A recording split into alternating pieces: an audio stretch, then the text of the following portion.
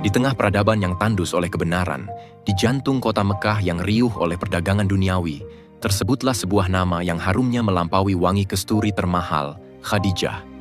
Ia adalah seorang wanita yang kemuliaan dan martabatnya menjadi legenda, seorang saudagar yang ketajaman bisnisnya ditakuti sekaligus disegani. Namun, di balik benteng kemandirian dan lautan hartanya, hatinya menyimpan sebuah kerinduan akan sosok pasangan jiwa yang tak silau oleh gemerlap dunia. Inilah kisah tentang bagaimana takdir mempertemukannya dengan seorang pemuda yang jujur. Sebuah pertemuan yang tidak hanya akan melahirkan kisah cinta teragung dalam sejarah, tetapi juga menjadi pondasi bagi turunnya risalah terakhir untuk seluruh umat manusia. Di tengah-tengah hamparan padang pasir yang tandus, dan di bawah langit Arab yang membentang luas, berdirilah kota Mekah, sebuah pusat peradaban dan perdagangan yang tak pernah tidur. Di jantung kota yang penuh dengan hiruk-pikuk kafilah dagang dan gema syair para penyair inilah, tersebutlah nama seorang wanita yang kemuliaan dan kehormatannya menjadi buah bibir di seluruh kabilah. Dialah Khadijah binti Khuwailid, seorang wanita dari suku Quraisy, suku paling terpandang di Mekah. Ia bukanlah sekadar wanita biasa. Ia adalah lambang kebijaksanaan, kemandirian, dan kesucian. Masyarakat Mekah, yang pada saat itu masih terbenam dalam kejahiliahan, memberinya gelar yang begitu agung, Ats-Tsahirah, yang berarti wanita yang suci. Gelar ini bukanlah sanjungan kosong, melainkan cerminan nyata dari akhlaknya yang luhur, perilakunya yang terjaga, dan martabatnya yang tak pernah ternoda di tengah masyarakat yang permisif. Ia adalah mawar yang mekar dengan keindahannya sendiri di tengah gurun, menebarkan keharuman akhlak mulia yang langka pada zamannya. Perjalanan hidup Khadijah telah menempanya menjadi pribadi yang kuat dan tangguh. Sebelum dikenal sebagai saudagar wanita terkaya di Mekah, ia telah melalui 2 kali pernikahan yang berakhir dengan duka. Suami pertamanya adalah Abu Halah bin Zurarah At-Tamimi, yang memberinya seorang putra. Namun, takdir berkata lain. Sang suami wafat dan meninggalkan Khadijah sebagai seorang janda. Tak lama kemudian, ia menikah lagi dengan Atiq bin Aiz al-Makhzumi. Namun pernikahan ini pun berakhir dengan perpisahan. 2 pengalaman ini, meskipun pahit, tidak meruntuhkan semangatnya. Justru, dari sanalah terpancar kemandiriannya yang luar biasa. Ia mewarisi harta dari mendiang suaminya, dan dengan kecerdasan serta visinya yang tajam, ia tidak hanya menjaga harta itu, tetapi juga mengembangkannya menjadi sebuah imperium bisnis yang menggurita. Ia membuktikan bahwa seorang wanita mampu berdiri di atas kakinya sendiri, mengelola urusan dunia dengan piawai tanpa harus mengorbankan kehormatan dan kesucian dirinya. Sebuah pencapaian yang sangat luar biasa di tengah budaya patriarki yang begitu kental. Bisnis yang dikelola Khadijah bukanlah bisnis skala kecil. Kafilah dagangnya merupakan salah satu yang terbesar di antara para saudagar Quraisy. Ketika kafilah-kafilah lain berkumpul untuk melakukan perjalanan dagang ke negeri Syam atau Yaman, konon besarnya kafilah dagang milik Khadijah, seorang setara dengan gabungan kafilah milik seluruh pedagang Quraisy lainnya. Hal ini menunjukkan betapa besar skala usahanya, dan betapa besar kepercayaan para investor yang menanamkan modal kepadanya. Ia menjalankan bisnisnya dengan sistem mudorobah, atau bagi hasil, mempekerjakan para lelaki terpercaya untuk menjalankan barang dagangannya ke pusat-pusat perniagaan. Namun, mengelola bisnis sebesar itu tentu membutuhkan seorang manajer operasional yang tidak hanya cakap, tetapi juga memiliki integritas tertinggi. Khadijah sangat selektif dalam memilih orang, karena satu kesalahan kecil akibat ketidakjujuran dapat meruntuhkan reputasi dan bisnis yang telah ia bangun dengan susah payah. Di tengah pencariannya akan sosok manajer yang ideal, sebuah nama mulai terdengar berbisik di telinga Khadijah, dibawa oleh angin gurun dan percakapan di pasar-pasar Mekah. Nama itu adalah Muhammad bin Abdullah, seorang pemuda dari Bani Hashim yang usianya kala itu baru menginjak 25 tahun. Pemuda ini belum memiliki kekayaan atau jabatan, tetapi ia memiliki sesuatu yang jauh lebih berharga, sebuah reputasi yang tanpa celah. Sejak kecil, ia dikenal di seluruh Mekah dengan 2 gelar yang melekat erat pada dirinya. As-Sadiq, alias yang benar, dan Al-Amin, atau yang dapat dipercaya. Kejujurannya dalam bertutur kata, dan amanahnya dalam memegang janji telah menjadi legenda. Tak pernah sekalipun ia berdusta, tak pernah sekalipun ia berkhianat. Karakternya yang agung bersinar terang di tengah kegelapan moral kaumnya. Kabar tentang pemuda luar biasa inilah yang sampai kepada Khadijah, membangkitkan minat dan rasa penasarannya. Ia berpikir, inilah sosok yang ia cari-cari untuk memimpin kafilah dagangnya yang paling berharga. Tanpa ragu, Khadijah segera mengambil inisiatif. Ia mengutus salah seorang kepercayaannya untuk menemui Nabi Muhammad yang saat itu belum menjadi nabi, menyampaikan sebuah tawaran bisnis yang sangat istimewa. Melalui utusannya, Khadijah menawarkan kepada Nabi untuk membawa barang dagangannya ke Syam. Tawaran ini bukan tawaran biasa. Sebagai bentuk penghargaannya atas reputasi yang disandang oleh beliau, Khadijah menjanjikan upah atau komisi yang jauh lebih besar dibandingkan yang pernah ia berikan kepada pedagang-pedagang lain. Ia siap memberikan keuntungan 2 kali lipat. Mendengar tawaran yang adil dan sangat baik itu, Nabi Muhammad setelah berdiskusi dengan pamannya Abu Thalib yang selama ini merawatnya, menerima tawaran tersebut dengan senang hati. Ini adalah sebuah pertemuan antara modal yang diberkahi dengan kepercayaan yang tak ternilai. Sebuah awal dari kemitraan bisnis yang akan mengubah takdir keduanya selamanya. Dengan kesepakatan yang telah terjalin, persiapan perjalanan pun dimulai. Khadijah menyerahkan barang-barang dagangan terbaiknya kepada Nabi Muhammad. Namun, sebagai seorang pebisnis yang teliti dan bijaksana, ia tidak melepas beliau sendirian begitu saja. Untuk mendampingi Nabi dan membantunya selama perjalanan, Khadijah menugaskan seorang pelayan lelakinya yang paling ia percaya, bernama Maisaroh. Tugas Maisaroh bukan hanya untuk melayani, tetapi juga untuk mengamati dengan saksama setiap gerak-gerik, tutur kata, dan cara Nabi berinteraksi serta berbisnis selama di Syam. Khadijah ingin mendapatkan laporan langsung dan terperinci mengenai kepribadian pemuda yang digelari Al-Amin itu. Dengan demikian, berangkatlah kafilah dagang itu membelah padang pasir menuju Syam, membawa harapan besar dari seorang saudagar wanita terkaya di Mekah, di bawah pimpinan seorang pemuda yang kelak akan menjadi pemimpin seluruh umat manusia. Dengan Maisaroh sebagai saksi mata dari takdir agung yang mulai terungkap. Perjalanan melintasi gurun menuju Syam adalah sebuah ujian ketahanan. Terik matahari yang membakar kulit di siang hari dan dinginnya malam yang menusuk tulang adalah kawan akrab bagi para musafir. Namun dalam perjalanan kali ini, Maisaroh merasakan sesuatu yang berbeda.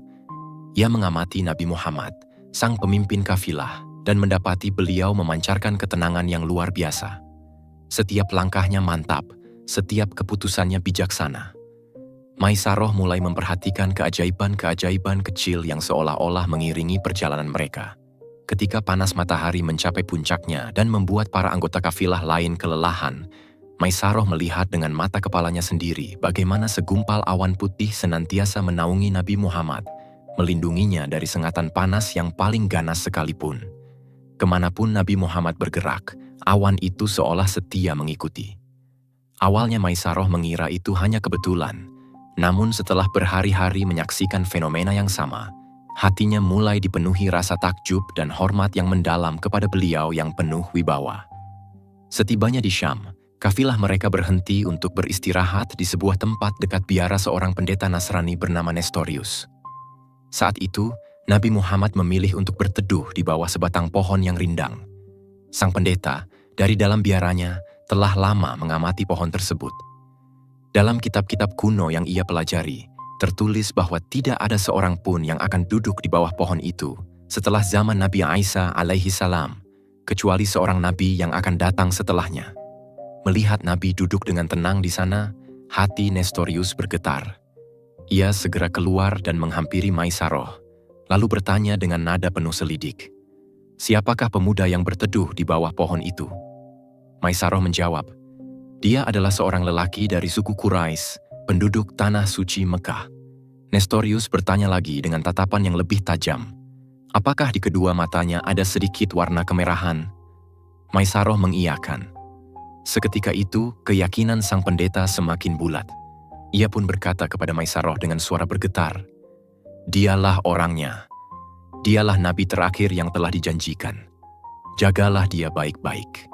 Perkataan sang pendeta itu terngiang-ngiang di benak Maisaroh, menambah daftar keajaiban yang ia saksikan. Di pasar Syam, pesona kepribadian Nabi semakin bersinar. Beliau menunjukkan keahlian berdagang yang luar biasa dan memiliki sifat jujur yang luar biasa. Dalam setiap transaksi, ia menjelaskan kondisi barang dagangannya dengan apa adanya, baik kelebihan maupun kekurangannya. Pernah suatu ketika terjadi perselisihan dengan seorang pembeli mengenai suatu barang. Dengan tenang, Nabi memberikan solusi dan perselisihan mereka pun bisa terselesaikan. Berkat kejujuran dan keahlian Nabi, seluruh barang dagangan Khadijah laku terjual dengan keuntungan yang berlipat ganda, jauh melampaui keuntungan dari kafilah-kafilah sebelumnya. Keberkahan seolah mengalir deras dari setiap transaksi yang beliau lakukan, membuat Maisaroh semakin kagum. Selama di Syam, Maisaroh melihat bagaimana Nabi memperlakukan semua orang dengan penuh hormat, tidak membedakan antara yang kaya dan yang miskin. Ia menyaksikan bagaimana beliau dengan sabar melayani kebutuhan anggota kafilahnya, mendahulukan kepentingan mereka di atas kepentingannya sendiri. Tutur katanya lembut namun tegas, penuh dengan hikmah. Dalam setiap masalah yang timbul, Nabi Muhammad selalu menjadi penengah yang adil.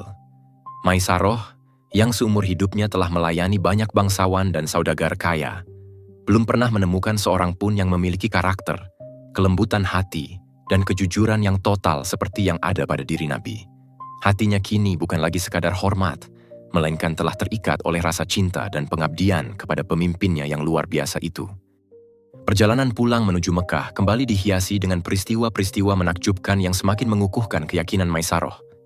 Dalam catatan sejarah disebutkan, ketika mereka melakukan perjalanan di waktu siang yang paling panas, saat unta-unta pun seolah enggan melangkah, Maisaroh melihat pemandangan yang membuatnya terpana. Dari kejauhan, ia melihat dua sosok bercahaya yang diyakininya sebagai malaikat, membentangkan sayap mereka untuk menaungi Nabi dari panasnya matahari. Pemandangan surgawi itu begitu nyata dan begitu jelas, hingga Maisaroh tak bisa meragukan lagi apa yang disaksikannya. Ia kini sepenuhnya yakin bahwa pemuda yang bersamanya ini bukanlah manusia biasa. Ia adalah seorang hamba pilihan Tuhan yang dilindungi secara langsung oleh langit. Setiap detik perjalanan pulang terasa begitu istimewa, karena Maisaroh merasa sedang mengawal seorang yang akan menjadi nabi kelak kembali ke kota kelahirannya. Akhirnya, kafilah dagang itu tiba kembali di Mekah dengan membawa kemenangan gemilang. Nabi Muhammad segera menemui Khadijah untuk menyerahkan hasil perdagangan. Keuntungan yang dibawanya benar-benar luar biasa, 2 kali lipat dari ekspedisi dagang terbaik yang pernah Khadijah selenggarakan. Namun, bagi Khadijah, tumpukan dirham dan dinar yang berkilauan itu seolah kehilangan sinarnya dibandingkan dengan laporan yang ia dengar dari Maisaroh. Dengan mata berbinar-binar dan suara penuh semangat, Maisaroh menceritakan semua yang telah ia lihat dan alami. Ia menuturkan tentang awan yang menaungi, perkataan sang pendeta Nestorius, kejujuran Nabi yang tiada tanding di pasar, akhlaknya yang memukau, hingga kesaksiannya melihat 2 malaikat yang melindunginya. Khadijah, wanita cerdas dan bijaksana itu, mendengarkan dengan saksama. Setiap kata yang keluar dari mulut Maisaroh meresap jauh ke dalam lubuk hatinya, menumbuhkan benih-benih kekaguman dan rasa hormat yang mendalam, yang perlahan tapi pasti akan bersemi menjadi bunga cinta yang suci untuk beliau. Setelah kepergian Nabi Muhammad dan Maisaroh, Khadijah duduk seorang diri di ruangannya yang megah. Tumpukan harta hasil perdagangan yang baru saja diserahkan terhampar di hadapannya, namun pandangannya kosong. Pikirannya tidak lagi tertuju pada angka-angka keuntungan, melainkan pada serangkaian cerita luar biasa yang baru saja didengarnya. Kisah tentang awan yang memayungi, kesaksian seorang pendeta, dan perlindungan para malaikat terus berputar di benaknya. Khadijah, pada usianya yang telah mencapai 40 tahun, adalah seorang wanita yang matang dan syarat pengalaman. Ia telah melihat segala jenis manusia, dari saudagar licik hingga bangsawan yang angkuh. Namun, sosok Nabi terasa begitu berbeda. Ia bukan hanya seorang yang jujur dan kompeten, tetapi juga seorang manusia yang diselimuti oleh aura spiritual dan keberkahan yang tak biasa. Hati Khadijah yang selama ini tertutup rapat setelah 2 kali mengalami kegagalan dalam rumah tangga, kini mulai merasakan getaran yang aneh. Sebuah getaran yang bukan berasal dari kekaguman biasa, melainkan dari sebuah keyakinan bahwa ia telah menemukan sosok pasangan jiwa yang selama ini ia cari. Status Khadijah sebagai wanita terhormat, cerdas, dan kaya raya membuatnya menjadi dambaan setiap pemuka Quraisy. Lamaran dari para bangsawan, ksatria, dan saudagar terkaya silih berganti datang kepadanya. Mereka menawarkan mahar yang melimpah, kekuasaan, dan kemegahan duniawi. Namun, tak satu pun dari tawaran itu yang mampu menggetarkan hatinya. Dengan halus dan tegas, Khadijah menolak semua lamaran tersebut. Baginya, pernikahan bukanlah sekadar transaksi status atau penggabungan kekayaan. Ia mendambakan seorang pendamping yang memiliki keluhuran budi, kejujuran hati, dan ketenangan jiwa. Kriteria inilah yang tidak ia temukan pada para pelamarnya yang silau oleh gemerlap dunia. Kini, setelah mengenal Nabi Muhammad, ia menyadari bahwa semua kualitas yang ia dambakan itu terwujud dalam diri seorang pemuda yatim piatu yang sederhana dan tidak memiliki harta. Keyakinan ini semakin menguatkan hatinya, membuatnya berani memikirkan sebuah langkah yang pada zaman itu dianggap sangat tidak lazim. Seorang wanita terpandang berinisiatif untuk melamar seorang pria. Namun, Khadijah adalah seorang wanita yang sangat menjaga kehormatan dan martabatnya. Ia tidak mungkin menyampaikan isi hatinya secara langsung. Ia membutuhkan seseorang yang bisa ia percaya sepenuhnya, seorang perantara yang bijaksana dan dapat menjaga rahasia. Pilihan hatinya jatuh pada sahabat karibnya, Nafisah binti Munyah. Nafisah adalah seorang wanita yang cerdas, peka, dan sangat setia. Suatu hari, Khadijah mengundang Nafisah ke rumahnya. Dalam suasana yang akrab, Khadijah mulai membuka percakapan, menceritakan tentang pemuda bernama Muhammad, dan semua hal luar biasa yang ia dengar dari Maisarah. Ia menuturkan kegelisahan hatinya dan harapan yang mulai tumbuh di dalamnya.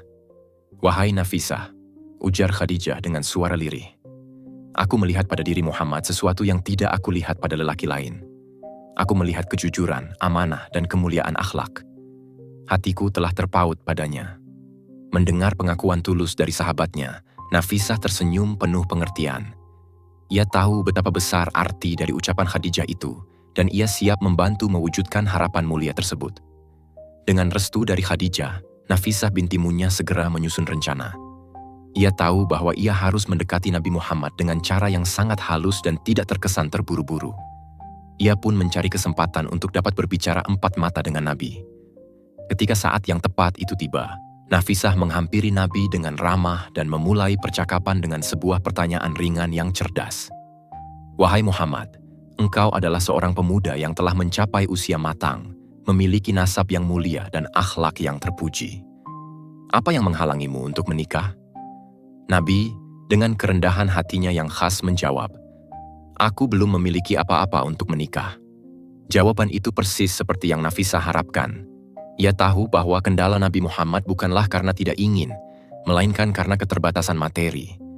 Ini adalah kesempatan emas baginya untuk membuka jalan bagi sahabatnya. Nafisah tersenyum hangat, lalu melanjutkan dengan nada yang lebih persuasif. "Bagaimana jika engkau tidak perlu lagi mengkhawatirkan hal itu? Bagaimana jika ada yang menawarkannya untukmu? Bagaimana jika engkau ditawari kecantikan, kekayaan, kehormatan, dan kemuliaan? Maukah engkau menerimanya?" Pertanyaan bertubi-tubi itu membuat Nabi Muhammad terdiam sejenak. Rasa penasaran mulai tergambar di wajahnya. Ia pun bertanya, "Siapakah wanita itu?" Dengan tatapan penuh arti, Nafisah menjawab pertanyaan itu dengan sebuah nama yang seketika membuat beliau terkejut dan terpesona. Dia adalah Khadijah binti Khuwailid. Keterkejutan Nabi bukanlah tanpa alasan. Mana mungkin seorang wanita sehebat dan semulia Khadijah yang telah menolak lamaran para pembesar Quraisy, mau menikah dengan dirinya yang hanyalah seorang pemuda miskin? Seolah bisa membaca pikiran beliau, Nafisah segera meyakinkannya. "Jika engkau bersedia, serahkanlah urusan ini kepadaku. Aku yang akan mengaturnya." Mendengar penuturan dan jaminan dari Nafisah, keraguan di hati Nabi Muhammad sirna, berganti dengan rasa haru dan syukur. Tawaran ini adalah sebuah kehormatan yang tak pernah ia bayangkan sebelumnya. Ia pun mengangguk setuju. Dengan hati yang senang karena misinya berhasil, Nafisah segera kembali menemui Khadijah untuk menyampaikan kabar gembira tersebut. Betapa bahagianya hati Khadijah mendengar bahwa niat baiknya disambut dengan baik pula. Kini, jalan menuju penyatuan dua hati yang mulia telah terbuka lebar. Langkah selanjutnya adalah prosesi lamaran secara resmi, yang harus melibatkan keluarga dari kedua belah pihak sesuai dengan adat istiadat yang berlaku. Khadijah meminta Nabi Muhammad untuk berbicara kepada paman-pamannya agar mereka datang meminangnya secara resmi kepada walinya, yaitu pamannya yang bernama Amru bin Asad. Inilah awal dari sebuah babak baru yang akan melahirkan sebuah ikatan pernikahan paling agung dalam sejarah manusia. Sebuah pernikahan yang dibangun di atas pondasi kejujuran, kemuliaan, dan cinta yang tulus karena Allah Azza wa Jalla.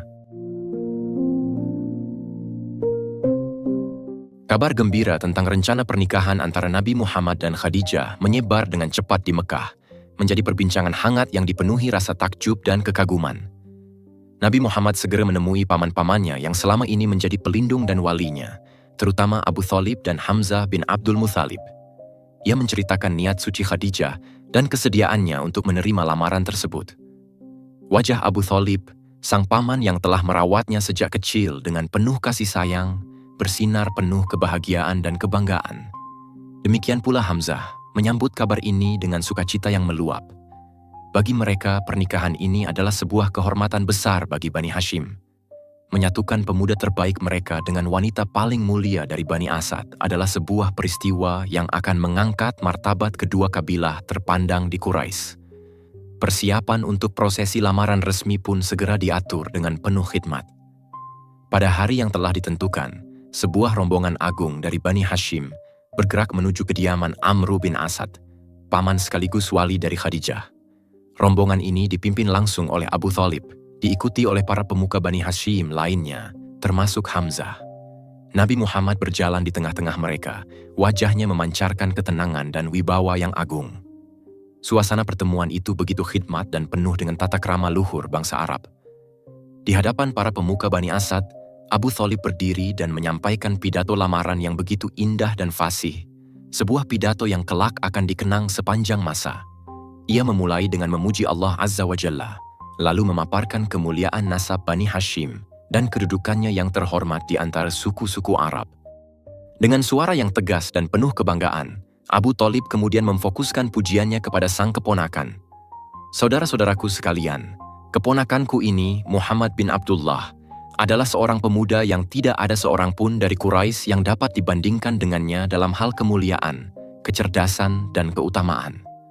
Meskipun ia tidak memiliki banyak harta, namun harta adalah bayangan yang akan hilang dan sesuatu yang akan sirna. Yang abadi adalah kemuliaan akhlak dan nasab. Ia datang kepada kalian untuk melamar putri kalian yang mulia, Khadijah binti Khuwailid. Abu Thalib kemudian menyebutkan mahar yang akan diberikan, yaitu 20 ekor unta muda pilihan atau bakrah. Sebuah mahar yang sangat terhormat pada masa itu, yang menunjukkan kesungguhan dan penghargaan yang tinggi dari pihak mempelai pria kepada mempelai wanita. Seluruh hadirin terdiam, terpesona oleh kefasihan dan ketulusan kata-kata Abu Thalib. Pihak keluarga Khadijah yang diwakili oleh pamannya, Amru bin Asad, menyambut lamaran tersebut dengan tangan terbuka dan hati yang lapang. Ada pula riwayat yang menyebutkan bahwa Waraqah bin Naufal, sepupu Khadijah yang dikenal sebagai seorang hanif yang bijaksana dan berilmu, turut memberikan restunya dengan kata-kata yang penuh makna. Ia berkata, Muhammad bin Abdullah adalah seorang pemuda yang kemuliaannya tidak dapat ditolak. Dengan demikian, lamaran itu pun diterima. Kesepakatan terjalin, dan ikatan suci antara dua insan paling mulia di Mekah itu pun tinggal menunggu hari peresmiannya. Hari itu adalah hari yang penuh sukacita, di mana dua keluarga besar, Bani Hashim dan Bani Asad, bersatu dalam sebuah ikatan pernikahan yang didasari oleh ketakwaan dan akhlak yang luhur, bukan sekadar oleh pertimbangan harta atau kekuasaan. Hari pernikahan pun tiba, langit Mekah seolah turut tersenyum menjadi saksi peristiwa agung ini. Sebuah perayaan pernikahan sederhana namun penuh berkah digelar. Khadijah, dengan kebesaran hatinya, menyembelih hewan ternak dan menjamu seluruh kerabat serta penduduk Mekah. Rumahnya terbuka lebar bagi siapa saja, baik yang kaya maupun yang miskin, semua turut merasakan kebahagiaan pasangan pengantin baru itu. Di hari itu, Khadijah tidak hanya menyerahkan mahar yang ia terima kepada suaminya, tetapi juga menghadiahkan seorang budak kesayangannya, Zaid bin Haritsah, untuk melayani Nabi Muhammad. Inilah bukti cinta dan pengabdiannya yang total. Ia ingin memastikan suaminya dapat hidup dengan nyaman dan terbebas dari segala urusan duniawi yang dapat membebani pikirannya, sehingga Nabi dapat lebih fokus pada perenungan dan ibadahnya. Dengan pernikahan ini, dimulailah sebuah babak baru dalam kehidupan Nabi Muhammad dan Khadijah. Mereka membangun sebuah rumah tangga yang menjadi teladan sepanjang zaman.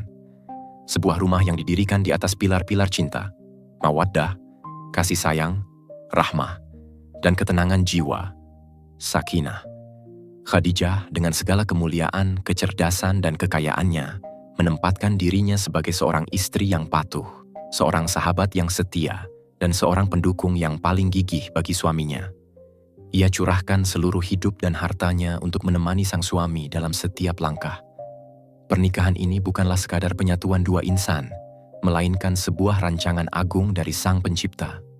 Allah Azza wa Jalla tengah mempersiapkan sebuah bahtera rumah tangga yang kokoh, yang kelak akan menjadi benteng pertama dan tempat berlabuh yang paling aman bagi seorang nabi dalam mengemban risalah terberat di muka bumi.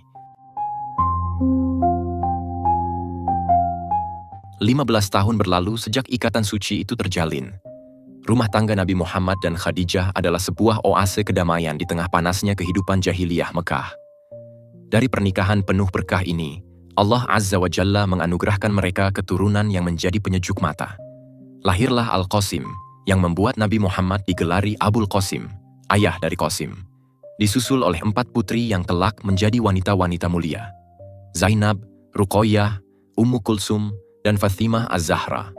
Terakhir, lahir pula Abdullah yang juga wafat di usia belia seperti Al-Qasim. Setiap tawa dan tangis anak-anak mereka mengisi rumah itu dengan kehangatan dan cinta.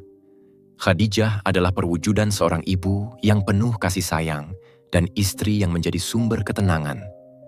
Ia mengelola rumah tangganya dengan kebijaksanaan, mendidik anak-anaknya dengan akhlak mulia, dan yang terpenting, ia menjadi sahabat terdekat bagi suaminya, berbagi suka dan duka dalam setiap hela napas kehidupan mereka. Seiring berjalannya waktu, ketika usia Nabi Muhammad mendekati 40 tahun, sebuah kegelisahan spiritual mulai menyelimuti jiwanya. Hatinya semakin tidak bisa menerima praktik kemusyrikan kaumnya yang menyembah berhala, tradisi mengubur anak perempuan hidup-hidup, serta berbagai kezaliman yang merajalela. Ia merindukan sebuah kebenaran yang hakiki, sebuah hubungan yang murni dengan Sang Pencipta alam semesta. Kegelisahan ini mendorongnya untuk mencari kesunyian, menjauh dari hiruk-pikuk kota. Ia menemukan ketenangan di sebuah gua kecil di puncak Jabal An-Nur atau Gunung Cahaya, yang dikenal sebagai Gua Hiro. Di sanalah ia mulai rutin menyendiri, bertahanus, terutama pada bulan Ramadan, untuk beribadah dan merenungkan keagungan ciptaan Tuhan, mengikuti jejak lurus kakek moyangnya, Nabi Ibrahim alaihissalam. Dalam masa-masa perenungan suaminya ini, peran Khadijah sebagai istri yang pengertian sangatlah terlihat. Ia tidak pernah mengeluh atau mempertanyakan mengapa suaminya harus pergi berhari-hari, bahkan berminggu-minggu lamanya ke tempat yang sunyi dan terpencil. Justru, ia memahami sepenuhnya kebutuhan spiritual sang suami. Dengan tangannya sendiri, Khadijah akan menyiapkan bekal makanan dan minuman yang cukup untuk Nabi Muhammad. Ia memastikan semua kebutuhan suaminya terpenuhi agar dapat berkonsentrasi penuh dalam ibadahnya. Bahkan, seringkali karena didorong oleh rasa rindu dan cinta yang mendalam, Khadijah dengan keteguhan hati yang luar biasa akan mendaki sendiri terjalnya bebatuan Jabal An-Nur yang curam, hanya untuk mengantarkan bekal tambahan dan menatap wajah suaminya yang damai dalam kesendiriannya. Inilah bentuk dukungan total seorang istri, sebuah cinta yang tidak hanya terucap di lisan, tetapi terbukti dalam setiap perbuatan. Hingga tibalah malam yang akan mengubah sejarah peradaban manusia selamanya. Pada suatu malam di bulan Ramadan, ketika Nabi Muhammad sedang khusyuk dalam ibadahnya di Gua Hiro, tiba-tiba datanglah sesosok makhluk yang belum pernah ia lihat sebelumnya. Makhluk agung itu adalah malaikat Jibril alaihissalam. Jibril mendekap Nabi Muhammad dengan sangat erat, begitu erat hingga ia merasa sesak napas, lalu berkata dengan suara yang menggetarkan, "Iqra, bacalah." Nabi Muhammad yang tidak bisa membaca dan menulis menjawab dengan gemetar, "Aku tidak bisa membaca." Jibril kembali mendekapnya dengan lebih kuat lagi, lalu melepaskannya dan kembali memerintahkan, "Iqra." Jawaban Nabi tetap sama. Hingga pada dekapan ketiga yang paling kuat, Jibril melepaskannya seraya membacakan 5 ayat pertama dari kitab suci Al-Quran, wahyu pertama dari Allah Azza wa Jalla. Bacalah dengan menyebut nama Tuhanmu yang menciptakan. Dia telah menciptakan manusia dari segumpal darah. Bacalah, dan Tuhanmulah yang maha mulia, yang mengajar manusia dengan pena. Dia mengajarkan manusia apa yang tidak diketahuinya. Quran Surat Al-Alaq ayat 1-5. Setelah peristiwa agung yang menggetarkan jiwa itu, Nabi Muhammad segera turun dari gunung dengan tergesa-gesa. Seluruh tubuhnya menggigil hebat, jantungnya berdebar kencang, bukan karena hawa dingin, melainkan karena rasa takut dan bingung yang luar biasa atas apa yang baru saja beliau alami. Nabi berlari menuju satu-satunya tempat di dunia, di mana beliau tahu akan menemukan ketenangan dan perlindungan, yaitu di rumahnya, di pelukan istrinya, Khadijah. Setibanya di rumah, dengan napas yang terengah-engah dan wajah yang pucat, Nabi berseru kepada Khadijah, "Zammiluni, zammiluni, selimuti aku, selimuti aku." Beliau begitu ketakutan, khawatir bahwa sesuatu yang buruk telah menimpa dirinya. Beliau merasa telah diganggu oleh jin atau makhluk halus. Permintaannya yang penuh kepanikan itu menunjukkan betapa Nabi sepenuhnya mempercayakan dirinya pada sang istri di saat paling rapuh dalam hidupnya. Melihat kondisi suaminya yang begitu terguncang, Khadijah tidak ikut panik. Dengan kelembutan dan kebijaksanaannya yang luar biasa, ia segera mengambil selimut dan menyelimuti tubuh suaminya yang gemetar. Ia memeluknya dengan erat, membiarkannya merasakan kehangatan dan keamanan hingga rasa takutnya mereda. Setelah Nabi Muhammad menjadi lebih tenang, barulah beliau menceritakan seluruh kejadian aneh yang dialaminya di dalam gua. Mendengar cerita itu, Khadijah tidak menunjukkan keraguan sedikitpun. Justru, ia menatap wajah suaminya dengan penuh keyakinan dan mengucapkan kata-kata peneguhan yang abadi. "Demi Allah, Allah tidak akan pernah menghinakanmu selamanya. Sungguh engkau adalah orang yang selalu menyambung tali silaturahmi, menanggung beban orang yang kesusahan, memberi kepada yang tidak punya, memuliakan tamu, dan menolong siapapun yang memperjuangkan kebenaran." Kata-kata ini bukan sekedar penenang, melainkan sebuah kesaksian iman. Khadijah menjadi orang pertama di muka bumi yang beriman pada kenabian suaminya, menjadi pilar pertama yang mengokohkan bangunan risalah Islam. Tak cukup hanya dengan menenangkan suaminya, Khadijah yang cerdas segera mengambil langkah selanjutnya. Ia membawa Nabi Muhammad menemui sepupunya, Waraqah bin Naufal. Waraqah adalah seorang Nasrani yang taat, telah berusia lanjut, dan memiliki pengetahuan mendalam tentang kitab-kitab suci terdahulu.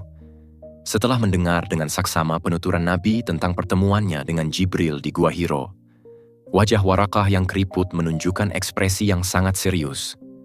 Ia kemudian berkata dengan suara mantap, "Demi zat yang jiwaku berada di tangannya, engkau adalah Nabi bagi umat ini. Sungguh telah datang kepadamu Namus Al-Akbar Jibril, yang pernah datang kepada Musa. Aduhai, seandainya aku masih muda dan kuat saat kaummu akan mengusirmu kelak." Nabi Muhammad terkejut dan bertanya, "Apakah mereka akan mengusirku?" Waraqah menjawab, "Benar, tidak ada seorang pun yang datang membawa risalah sepertimu yang tidak akan dimusuhi." Kesaksian dari Waraqah ini menjadi peneguhan kedua bagi hati Rasulullah Sallallahu Alaihi Wasallam setelah ketenangan yang ia dapatkan dari Khadijah. Peran Khadijah di sini sangat krusial. Ia bukan hanya pemberi dukungan emosional, tetapi juga seorang manajer krisis yang mencari validasi dan kejelasan dari sumber yang terpercaya, mengukuhkan fondasi awal kenabian. Sejak saat itu, dimulailah era baru yang penuh tantangan. Ketika Rasulullah Shallallahu Alaihi Wasallam memulai dakwahnya secara terang-terangan, gelombang permusuhan dari kaum Quraisy pun menerjang tanpa ampun. Cacian, hinaan, fitnah, dan bahkan ancaman fisik menjadi santapan sehari-hari. Mereka menyebutnya orang gila, tukang sihir, dan pemecah belah persatuan. Setiap kali Rasulullah Shallallahu Alaihi Wasallam pulang ke rumah dengan hati yang sedih dan jiwa yang letih akibat perlakuan kasar kaumnya, ia selalu menemukan Khadijah menunggunya dengan senyum yang menenangkan dan kata-kata yang membangkitkan semangat. Khadijah menjadi perisai bagi suaminya. Tidak hanya itu, ia juga menjadi penyokong utama dakwah ini secara finansial. Seluruh kekayaan yang ia miliki, imperium bisnis yang pernah menjadi yang terbesar di Mekah, kini ia serahkan sepenuhnya untuk perjuangan Islam. Hartanya digunakan untuk membantu kaum muslimin yang lemah, membebaskan budak-budak yang disiksa karena keimanannya, dan menopang kebutuhan keluarga besar Rasulullah Shallallahu Alaihi Wasallam agar beliau dapat fokus sepenuhnya pada tugas sucinya. Khadijah telah menukar seluruh kemewahan dunianya demi sebuah kemuliaan di akhirat. Puncak dari penderitaan itu tiba ketika kaum Quraisy memberlakukan pemboikotan total terhadap Bani Hashim dan Bani Muthalib. Selama 3 tahun penuh, mereka diisolasi di sebuah lembah sempit yang dikenal sebagai Syi'ib Abi Thalib. Semua akses jual beli, pernikahan, dan interaksi sosial diputus. Umat Islam dan para kerabat yang melindunginya mengalami kelaparan yang sangat parah. Suara tangisan anak-anak yang kelaparan terdengar menggema di lembah itu setiap malam. Di tengah kondisi yang luar biasa berat inilah, keteguhan Khadijah kembali teruji. Wanita bangsawan yang terbiasa hidup dalam kelimpahan ini, kini harus merasakan pahitnya kelaparan, bahkan terkadang hanya memakan dedaunan kering untuk bertahan hidup. Sisa-sisa kekayaannya ia gunakan untuk membeli makanan dari para penyelundup dengan harga yang berlipat-lipat ganda, hanya untuk dibagikan kepada kaum muslimin yang lebih membutuhkan. Di usianya yang sudah senja, ia menanggung semua penderitaan itu dengan kesabaran yang tak terhingga, tanpa sekalipun mengeluh. Keberadaannya di lembah itu menjadi sumber kekuatan bagi para wanita dan anak-anak lainnya. Setelah 3 tahun yang terasa seperti selamanya, pemboikotan itu akhirnya berakhir. Namun, penderitaan fisik selama di pengasingan telah meninggalkan bekas yang mendalam pada tubuh Khadijah yang tak lagi muda. Kesehatannya menurun drastis. Tak lama setelah keluar dari lembah, ia jatuh sakit. Rasulullah Shallallahu Alaihi Wasallam dengan penuh cinta merawat sang istri tercinta yang telah menemaninya selama 25 tahun dalam suka dan duka. Di saat-saat terakhir itulah, malaikat Jibril turun membawa kabar gembira dari langit.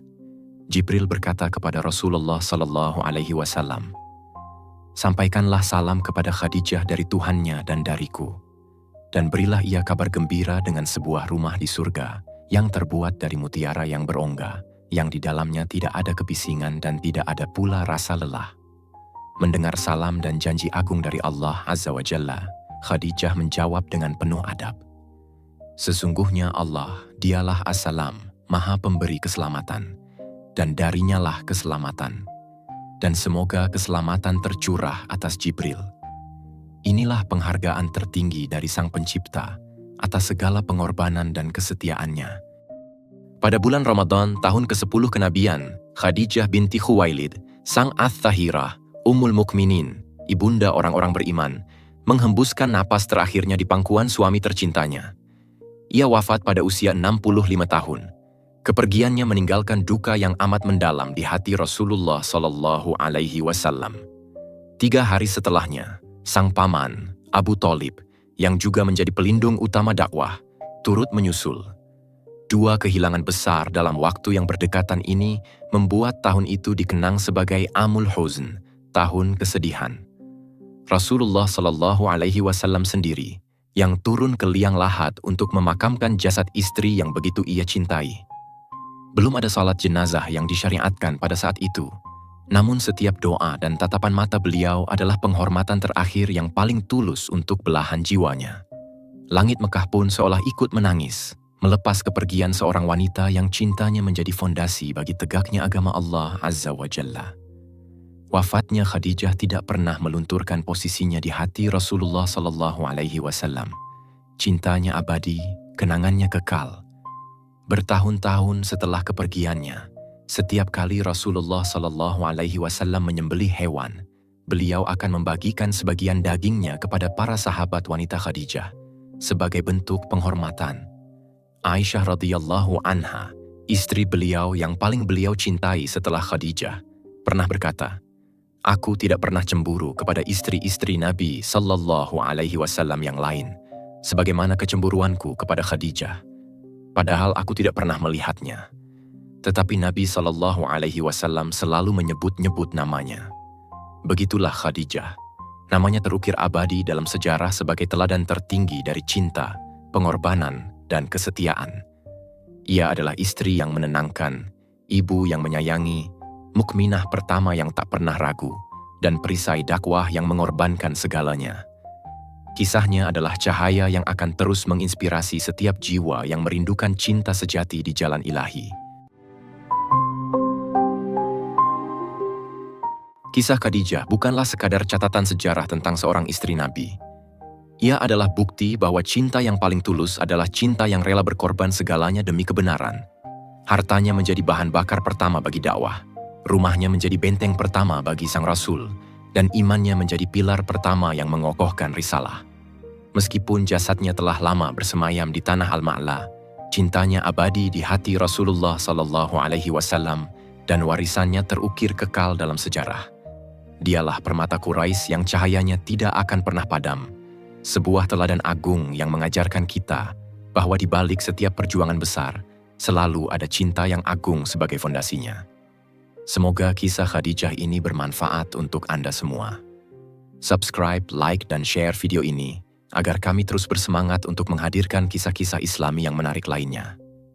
Wassalamualaikum warahmatullahi wabarakatuh.